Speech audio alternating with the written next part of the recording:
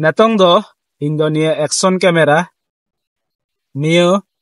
tripod sate ing setting tabuna do nyel tabun pe chelkan setting da nika ona camera rena back side do chitan se bun doho choya nikate ar nika bun set kate na ona hook tubun atkao choya acha इन दोहो का कना दो neo थोड़ा गान neo हो झिक लगाव बुना कारण नियो दो मोबाइल ट्राइपॉड लगाव मेना झिक झिक कतिन दोहो कदा नितो दो नियो टाइट लगी माने निका इमनी खाय महा न्यूरो ताने चो अदो टाइट लगी थोड़ा गान होना होय होन पे नेल नामे कान इन स्क्रू ड्राइवर लेका मेना दो नियो दो लातार साइड से लगाव हुआ लगावे कान ताबुनन देखी चे अवस्था हुई कुना हा जैहोक आपाततो लगाव हुईना अदो नितो निया हा टाइट दोहो लगी आरकी निया आपाततो अंटांग स्क्रू ड्राइवर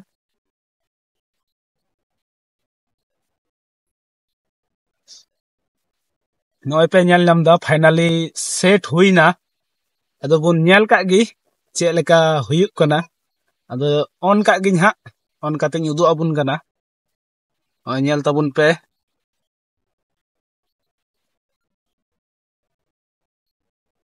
जैहोक ऑन ना फुल सेटअप हुईना निया दो ब्लॉग वीडियो बनाव लगी ते अदो इन हन नेल कागी चे लेका हुयुक कना जैहोक मोटा मोटी चलबे भाले गी क्वालिटी मेना अडी रस्का गी हन बुझौदा इन ठे जे मिटन एक्शन कैमरा मेना दिल खुश हो गया जोहार गी सनम को इंगे अल्बिनुस मार्डी आर मिटन नवा वीडियो रे अपे सनम को सगुन दाराम जोहार इना आयमा दिन खना गी इच्छा तहे कना इन फ्यूचर रे मिटन एक्शन कैमरा हतो आर उना एक्शन कैमरा ते वीडियो बनाव कते अपे सनम को उदु अपे मेनते आदो तिहिंग हा इन एक्शन कैमरा हताव कदा ऑनलाइन ते ऑर्डर लेदा आर फाइनली तिहिंग दुपुर माने तिकिन दुईटा समय उना कैमरा इनठे सेटेरना आर तारीख दो हुई कुना तिहिंग 21 तारीख मार्च मास 2025 साल तिहिंग रेना वीडियो रे दो हा उना एक्शन कैमरा बारे ते लई ताबुना तिना टाका खरजन तिना उना किरिंग ते तिना टाका ऑनलाइन ऑर्डर लगाव ना जतो gi हा आर एक्शन कैमरा रेना चेलका वीडियो हुई कना उना दो नेक्स्ट वीडियो रे हन वीडियो ताबुना वीडियो दो आलोपे स्किप ताबुना एंड पर्यंत नेल ताबुन पे कुसिया कान खाय निया वीडियो लाइक ताबुना पे शेयर ताबुना पे कमेंट ताबुना पे आर चैनल दो अवश्य पे सब्सक्राइब ताबुना नेतोंग दो बेला दो साडेना बिकेल 4 आर इन दो मिनया आलेसेना बद सेरे अदो उला सेरे दो हा अडी गान गी मेरम डांगरा को डिस्टर्ब कना को रा दाकू ना करम ते हा बारे सेरे बद सेरे हेकाते तिंग रेना वीडियो दन बिना एकान ताबुना चलो बुन नितो दो एक्शन कैमरा बुन अनबॉक्सिंग का गी आर बुन सेटअप लगा का गी चेलका नेलो कना चेलका हुयुक कना हा अदो वीडियो रे गी हा नेल ताबुन पे ताले खान गी पे बुझो नमा चेलका एक्शन कैमरा हताव कदा मेनते निया बैग पे नेल जमदा निया बैग गी हा इंदो वीडियो समय आसेन बाड़या अदो निया बैग रे गी हा उना कुरियर सर्विस ते पार्सल ते हेज कना एक्शन कैमरा मा भितरे गिन दोहो कदा नीना पार्सल ते हेज कान ताबुना अबुआ एक्शन कैमरा दो अदो बुन उडुक कागी नेल कागी बुन चेलकान एक्शन कैमरा कना नियो शॉपिंग बैग खना अबुआ एक्शन कैमरा दो उडुक हुयुक कना मिटेन बैग रे मेना होय पे नेल नाम दा इᱧᱟᱜ ती रे अदो बाय बाय तबुन अनबॉक्सिंग कागी अनबॉक्सिंग अन से बांग अच्छा बुन अनबॉक्सिंग कागी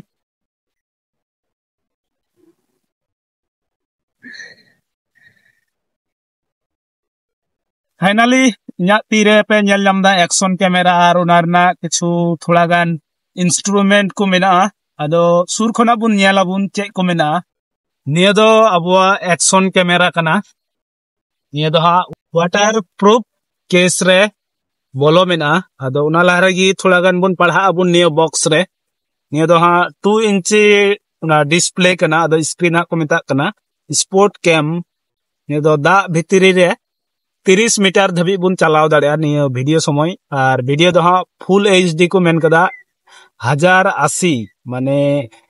1018 मेगापिक्सल ते बुन ये दाड़िया क्वालिटी बुन एम दाड़िया वीडियो रेना नेतोंग दो अबु दो ये वाटर प्रूफ केस खना अबुआ उना मेन कैमरा एक्शन कैमरा बुन उदुका बुन ado hona ha lock kana locking jig kida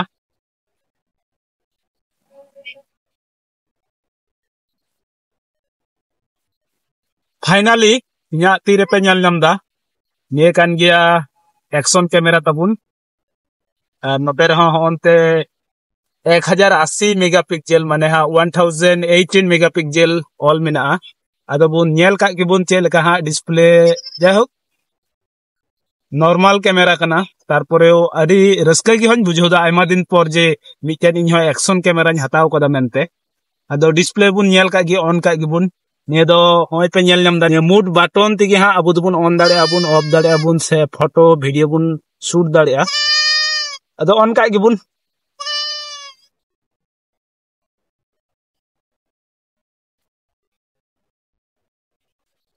hoy pe nyel nyam da niya do ha abua action camera rena display ado ape gi pe nyel nyam da ha chelka quality ku mina ase bunua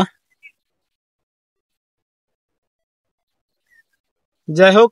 inyma nyel kate ma adi moj gi hon bujho da jayhok mane kom dam te je nino kom dam te inyite action camera ni hataw koda raska gi hon bujho da ado niya tang do mi dhiri bun doho ka gi jeheto memory card banua no onde bun memory card bun bolo dare niya bhitiri re ar video bun shoot dare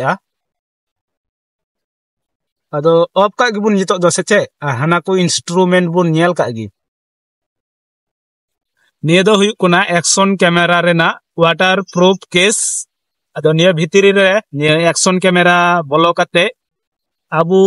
30 meter latar re da latar bun chala dare ar video bun binaw dare abun ado nyelo ha next video re chelka latar bun chala dare kana se bang ar video rena quality ho ha next video re bun nyel tabun abun nito do niya kudoñ doho ka kana hana ko instrument bun nyel ka gi niya do huyuk kana abua action camera rena charger niya tigi ha abu una action camera do bun charge abun data cable system mena ar niya kati miten back re do che chu ha ko bolo kada nyel ka gibun oh my god edi napai niya te do ha abua action camera build kate ti re bun doho dare se jahana re bun atkaw doho dare ado una rena belt kan gya action camera rena arho che ko mena nyel tabun pe ape lagi video agu karom te aima aima jinis ko ho improve lagawn kana quality do jayhok jahan leka gi hui chuang abua niya to do ha thoda thoda shot bun hataw bun niya action camera te ar abua nitong jeta instrument te abua video huyuk kana ona do ha inya phone te huyuk kana koma sama phone kana ado niya do ha cover re tehen tabuna ar niya do emni show niya do ha action camera rena nende bun lagaw dare abun waterproof chhara abu jokhon stand re se helmet re se bike re bun use abun niya re bun bolo dare ar node khoj gi nika kate ha bun shoot abun nika stand lagaw kate ha ado una do ha udu abun kana setting kate ar niya tang do bike se cycle re niya do stand kana niya re ha setup kate bike re se cycle re ho abu motor vlog se bike vlog sobun bina dare se cycle vlog so ar niya tang do emni abu nika doho kate una action camera doho kate bun emni sadharon shoot ko bun hataw dare ar niya kin do ha huyuk kan tabuna niya rena ona niya sate tight doho lagi niya kin do barya instrument kana jayhok motamuti bhale gi nuno kom niya camera rena dam do in lagaw kadinya 1500 টাকা মানে 1500 টাকা লাগাও কদিnya আর online তে order লাগি 150 রুপিয়া 150 টাকা আর totally পাড়াক kan tabuna 150 আর 1500 1650 টাকা ale Bangladesh redo R nina miten stand tripod hataw hui kana niya te do ha abu niya action camera bun chalawa ar abu hana phone bun chalawa niya do ha 250 টাকা lagaw kana joto kute 1900 টাকা gan খরচ kan tinya natong do ing do niya action camera niya tripod sate ing setting tabuna ado nyel tabun pe chel kan setting da nika ona camera rena back side do chitan se bun doho choya nikate ar nika bun set abun set कते नोना hook तबुन अटकाव चोया अच्छा इन दोहो काग कना दो निये थोड़ा गान निये हो झिज लगाव बुना कारण निये दो मोबाइल टाइपोट लगाव मेना झिज झिज कते इन दोहो कदा नितो दो निये टाइट लगी माने निका इमनी खाय महा न्यूरो ताने चो अदो टाइट लगी थोड़ा गान होना होय होन पे नेल नामिक कान इन स्क्रू ड्राइवर लेका मेना दो निये दो लातार साइड से लगाव हुआ लगावे कान ताबुनन देखी चे अवस्था हुई कना हा जैहोक आपाततो लगाव हुईना अदो नितो निया हा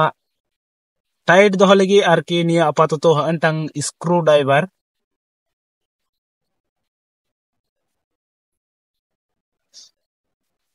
नोय पे नेल नामदा फाइनली सेट हुईना अदो बुन नेल काग गी चे लेका हुयुक कना अदो ऑन काग गिन हा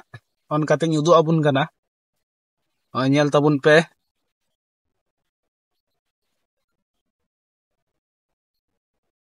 जैहोक ऑन ना फुल सेटअप हुईना निये दो ब्लॉग वीडियो बनाव लगित ते अदो इन हन नेल काग गी चे लेका हुयुक कना जैहोक मोटा मोटी चलबे भाले गी क्वालिटी मेना अडी रस्का गी हन बुझौदा इन ठे जे मिटन एक्शन कैमरा मेना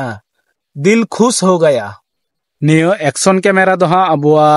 जैहोक मेन कैमरा दो बाय कमिया नियो दो हा थोड़ा थोड़ा गान किछु कवरेज बुन एमाबुन आर फुल दो हा फुल कैमरा लगी दो हा अबुआ नियो फोन गी हा तेहना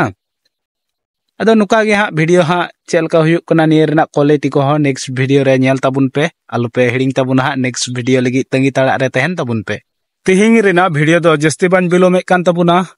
जतो हर मौज गी तहन पे नापाय गी तहन पे न्यापाम हुयुक कना आर मिटे नवा वीडियो रे जतो सनम को जोहार गुड बाय।